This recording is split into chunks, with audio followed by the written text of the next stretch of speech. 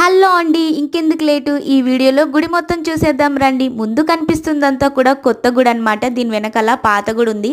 2 సంవత్సరాల క్రితం మేము వచ్చినప్పుడు జస్ట్ పిల్లర్స్ మాత్రమే ఉన్నాయి, అప్పటికి ఇంకా కట్టలేదు.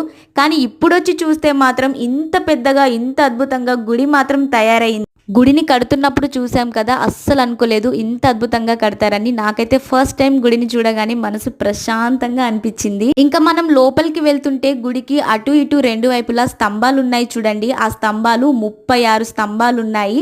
ఒక్కో స్తంభం దగ్గర ఒక్కో శక్తి స్వరూపుణ్ణి నిలబెట్టారు. ఆ 36 స్తంభాల దగ్గర 36 శక్తి స్వరూపుణులు ఉన్నాయన్నమాట. నాకు తెలిసి ఈ గుళ్ళో ఇదే హైలైట్ అనుకుంటా. 36 శక్తి స్వరూపుణులు అంటే మాటలా మరి. సరస్వతీదేవి, భారత్ మాత, కాళికామాత ఇలా 36 శక్తి స్వరూపుణులు ఉన్నాయి. ఇంకా ఈ గుళ్ళో చాలా ప్రత్యేకత ఉందండి. అవన్నీ కూడా నేను మీకు నెక్స్ట్ వీడియోలో చెప్తాను. ఇంతకీ ఈ వీడియో నచ్చితే ఒక లైక్ కొట్టి మరిన్ని వీడియోస్ కోసం ప్లీజ్